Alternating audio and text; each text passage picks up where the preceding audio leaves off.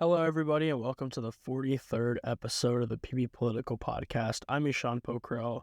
Today, recording from my closet at home. Cameron is unavailable, and therefore I am solo and wanted to try out the closet method that I see a lot of people do on the internet. So we're here today in the closet.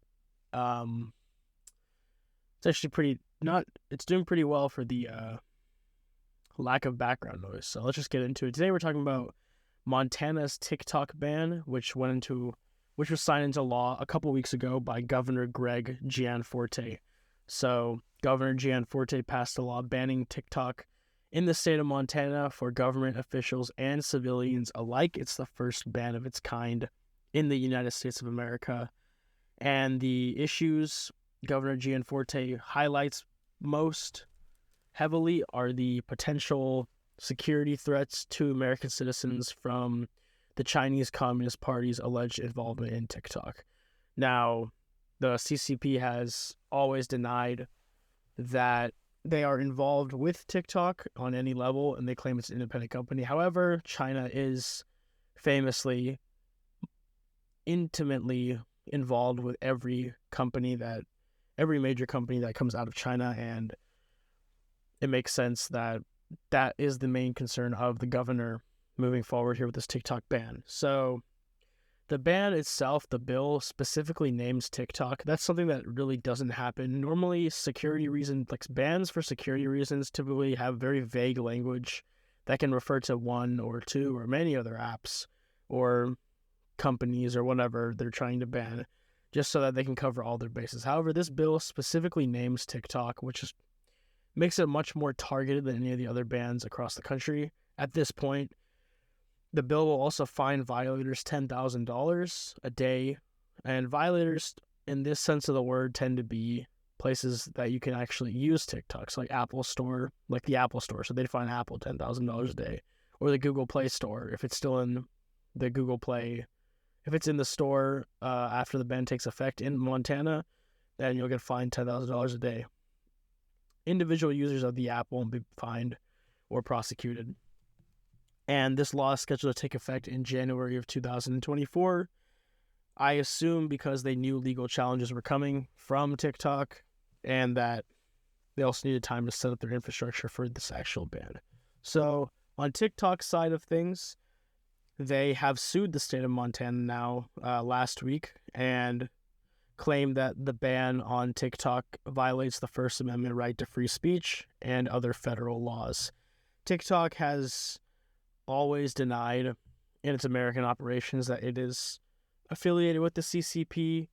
However, in a recent hearing on Capitol Hill with TikTok's one of their executives, I forget the name, I believe it was Z Chew in that one, they came off looking worse for wear, and there are many other states have actually made strides towards restricting TikTok access in their states, whether it be on federal device or on government devices, on government Wi-Fi networks, public Wi-Fi networks. And those states include Alabama, Georgia, Idaho, New Hampshire, North Dakota, Maryland, Utah, Texas, South Dakota, South Carolina, Nebraska, Iowa, Oklahoma, Tennessee, and Virginia.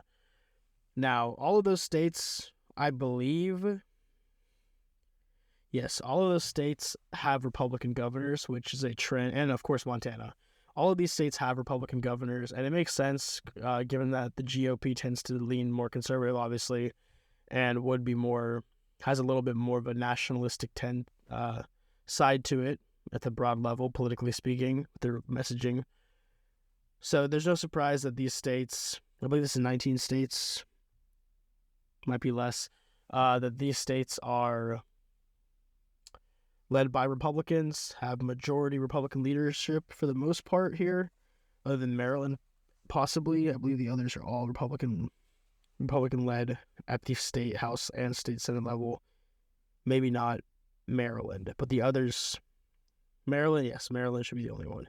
Anyways, yeah, so leaders across the country have made attempts to restrict TikTok usage, not to individual citizens, though. This is why this Montana bill is getting so much traction on the media circuit. Obviously, we're doing a podcast on it right now.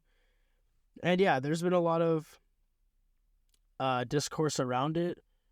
There's been a lot of discourse around the broader topic of social media, especially in young adults and in kids in recent months and even like over the last couple years. It's been very underground. This isn't something that really most media outlets cover. Obviously, this is not really a divisive issue. The issue being that social media can cause harm to kids has been proven in many studies over the last years, especially in young girls. And there's been strides taken in Congress, especially in the Senate, to hopefully combat that. So in April 2023, a group of 4 senators, Tom Cotton, Republican from Arkansas, Katie Britt, Republican from Alabama, Brian Schatz, Democrat from Hawaii, and Chris Murphy, Democrat from Connecticut, introduced the Protecting Kids on Social Media Act into the Senate. This would set the minimum age for social media usage at 13 years old, with parental consent required from the ages of 13 to 18 years old. This would also ban platforms from using algorithms to recommend content to those users under the age of 18. And also, adults would have to create accounts for their children and provide valid ID. However, obviously, children under 13 can still view content on these platforms. They can't actually make an account and log in. Therefore, hopefully, in the view of these senators and a lot of activists, cut down on things such as, really a lot of like self-esteem issues. A lot of people have self-esteem issues through the whole reward system that social media integrates within you, with the like system, comments, shares, all of that stuff. And yeah, so TikTok is an actual... the TikTok ban seems to be a little bit of an arm of extension of this issue, because obviously these things do happen on TikTok.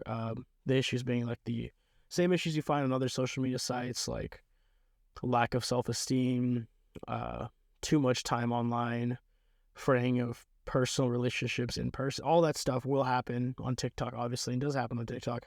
However, the TikTok ban also brings in the issue of national security to many people, especially, obviously, to Governor Gianforte, who actually used the grounds of national security during his ban. And obviously, a state cannot really claim national security when they ban something, which is another thing TikTok argues against in this lawsuit against Montana. However, the trend has been made. There's been 20 states or so that have banned TikTok or restricted TikTok in some way. Of course, all of these are Republican-led states, but it's not just Republican-led as in like the classic conservatism. Governor Chris Sununu of New Hampshire also, there's a restriction in New Hampshire. He's a very liberal Republican, you could say, very more of a center-right figure, more of a New England Republican. Same with former Governor Larry Hogan of Maryland. And then you also have very conservative figures like Governor Kay Ivey of Alabama, Governor Greg Abbott of Texas, Governor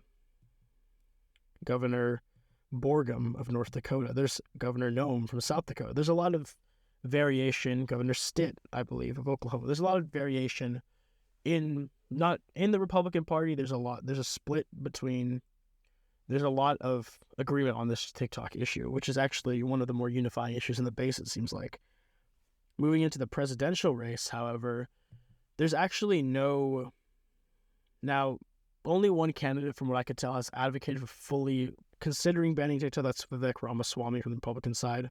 This brings the whole issue in general actually has a little bit of a political issue. I believe that this will come up in the 2024 election, and obviously when it does come up, we will be covering it. PB Political will be all over 2024, and we hope that you guys will be listening in. But this TikTok issue brings a tough choice to Democrats, actually. So President Biden has wanted to tout his toughness on China throughout his whole presidency, and I'm sure he'll continue to use rhetoric to do the same.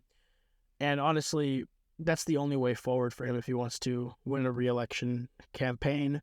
He needs to win those independent voters that want to be tough on China. However, with the TikTok issue, a lot of TikTok users, obviously your Gen Z, millennial, just younger voters in general. Many of them will be first-time voters in 2024.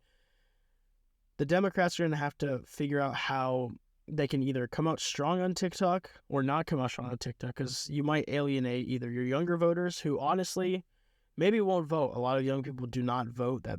That's a key issue for Democrats. Honestly, if young adults have voted in droves in 2016, maybe we have a Bernie Sanders presidency, or at least a Bernie Sanders nomination. Same in 2020. Young voters just aren't a reliable block of voting. However, if they come through, Democrats think that they'll be on their side, and historically, they are correct. However, if you do something like banning TikTok, how is that going to play in young adult quadrants around the country? But also, if you don't ban TikTok, or you don't come out with a strong message at least, how do you swing many independents that are actually somewhat concerned about TikTok as either a national security issue or just a larger social media issue or anything like that? There's a big balancing act that Democrats are going to have to take in 2024, and it's not going to start with TikTok, but there's going to be a lot of discourse around TikTok, I'm sure, especially in debates in the Republican presidential primary, in the general election, In the Republican side, I'm sure most of the candidates are going to come out and say they should ban TikTok. I'm sure some of them have said it, I just might have not seen it. Like I said, only one I could find off the top of, just off my initial research, was Vivek Ramaswamy. He tweeted in February that he would consider banning TikTok, and also advocates for greater restrictions on social media for for preteens and teenagers. So that falls in line with what I would assume most Republicans will end up claiming. Republicans want to come out tough on China. They always come tough on China. Ramaswamy himself has actually been he's made China a big figure in his campaign. He wants to decouple, quote unquote, the United States from China. And it makes sense. President Trump also hopes to come out tough on China. Obviously, now Governor DeSantis, now that he's in the race, he also wants to come out tough on China. I'm sure of it. And it's going to be a race. Obviously, Ramaswamy, Tim Scott, Nikki Haley, even possibly Vice President Mike Pence, they're not really in the running for the nomination as of right now. Polling-wise, it looks like a race between President Trump and, if DeSantis can pick up some voters, Governor DeSantis. But there's been President Trump, obviously, when he was in office, said that he wanted to ban TikTok, or at least sell it to a U.S. vendor. This did not materialize and has not materialized since then. So I don't think that, and now that President Trump is on Twitter, you can't obviously have full access to what he's saying, because he's on Truth Social, and no one's really on Truth Social outside of his following. So it makes it a little tough to get what President Trump really is going to get into. I think 2024 is going to have a big issue with social media. This bill proposed by the 4 senators, Britt, Cotton, Schatz, and Murphy, is a good start. And I don't think that Montana's the challenges that face Montana, not just in the legality of the First Amendment, but also in how do you actually enforce a ban on a social media platform among your whole state, is something that I think is going to doom the attempt to ban TikTok in the state of Montana. However, they're still going to try, obviously. Governor Gianforte views it as a threat to citizens of Montana. The AG views the same. Obviously, they both have to cooperate on this one. And yeah, this is an issue that we didn't obviously cover straight away. It's been 2 weeks, but we wanted to touch on when we had time, because I think it's something that could bring a new type of medium really to American politics, with foreign investment in direct lines of communication.